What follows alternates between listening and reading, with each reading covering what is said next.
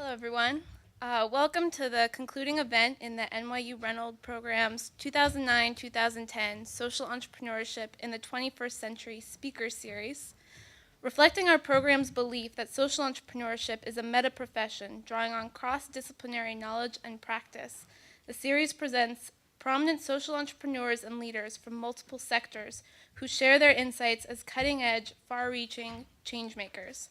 We've had a phenomenal and wide variety of speakers this year, and I'm here to present the legal luminary we are fortunate to have as our closer for the series. For an introduction, my name is Karen G. Roz, and I'm a 2008 Reynolds Fellow from the law school. I'm graduating in May. It's great to see all of you here for this incredible opportunity to meet a leader in the legal field, especially as I know many of us are bogged down in finals. On a personal note, my corporate tax final is in 3 days, and only for special occasions would I give up precious studying time. The opportunity to see Anthony Romero, Executive Director of the American Civil Liberties Union, is one such special occasion because he is a change maker, a force of nature when it comes to protecting our liberties, and one of the warmest and most inspirational people you will ever meet. Anthony is the 6th Executive Director of the 81-year-old ACLU, the nation's premier defender of liberty and individual freedom. Anthony has presided over the most successful membership growth in the ACLU's history and more than doubled national staff and tripled the budget of the organization. This unprecedented growth allowed the ACLU to expand its nationwide litigation, lobbying, and public education efforts, including new initiatives focused on racial justice, religious freedom, privacy, reproductive freedom, and LGBT rights. Under Anthony's leadership, the ACLU gained court victories on the Patriot Act, filed landmark litigation on the torture and abuse of detainees in U.S. custody, and filed the first successful legal challenge to the Bush administration's NSA spying program. It also recently won a landmark case invalidating a company's patents on our human genes. Anthony is the first Latino and openly gay man to serve as the executive director of the ACLU.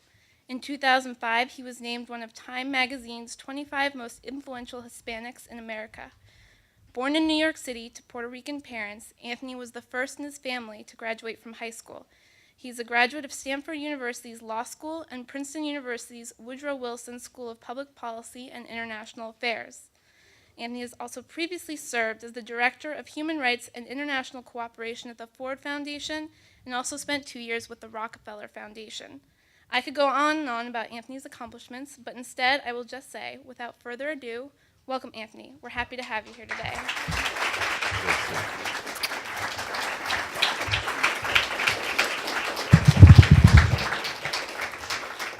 Now, the most important thing for any of you who will go on to careers of public speaking or lawyering is always to know who follows you and who introduces you. And the fact that Karen Roz and her colleagues here at the Reynolds program are the ones who helped get me here, it's a cakewalk after that. I mean, Karen and I had a chance to be with her when we were both, and a group of us, some of the students who were also there, in South Africa for what was a unique trip where we were there with a mix of established leaders, I guess that means the old guys like me, and the young leaders, which are the folks in the Reynolds program.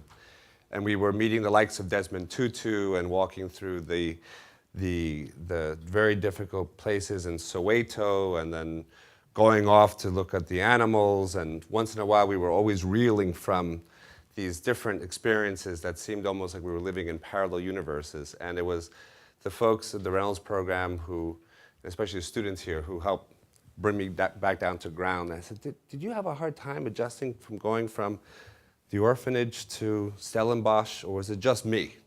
And they all said, no, that's why we drank so much wine. And I just want to say just what a thrill it is to be here with you. And so many students who turn out at this time, I just think it's a real testament to so many of you and the great work that you're doing.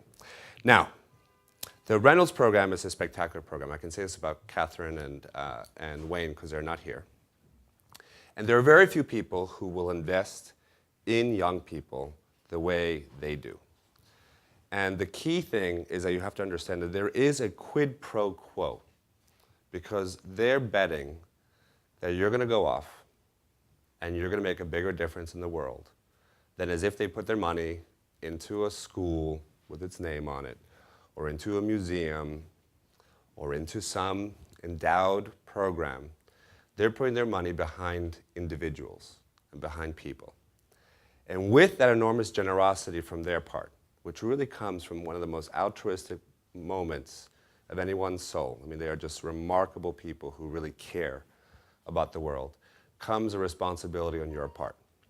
And that responsibility comes with making sure that you do it with passion, you do it with zeal, you do it with elan, you do it even when the odds are so hard and against you, that your job is just not to give up on that seed money, that social entrepreneurial money they have put into real people.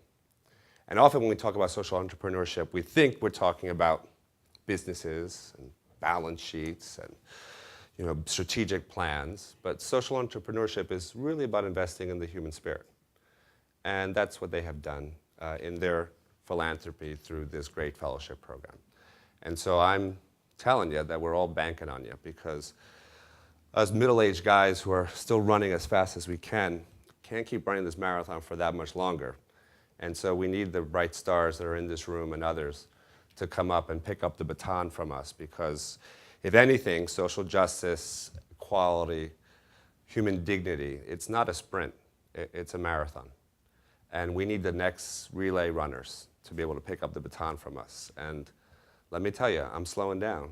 So some of you who I know are back there are able to pick up the baton and do it all too well. So now I also want, in addition to thank the Reynolds and thank you and thank Karen, I want to thank the Tea Party. Yes, the Tea Party.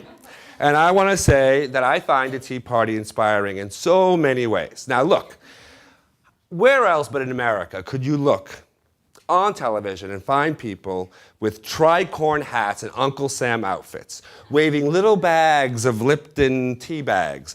It reminds me of Halloween in the West Village, which is always a place where you'll find me. It's kind of like the Village People of the Glenn Beck era, and I'm fantasizing about the idea that these tea parties will start going out YMCA. I mean, it's just like, it's out of a movie. You can expect them to do it. And it also reminds me a lot of someone who spends a lot of time around the United States in places that I can't find on the map, but I can remember the people I talked to. That the Tea Partiers really mangle some of the most basic freedoms that our founding fathers and our founding mothers, who were never given the credit they deserve, really understood, but that these folks are just mangling those basic principles. And I also think that the Tea Partiers, frankly, remind us in a much more somber way just how tenuous our freedoms are.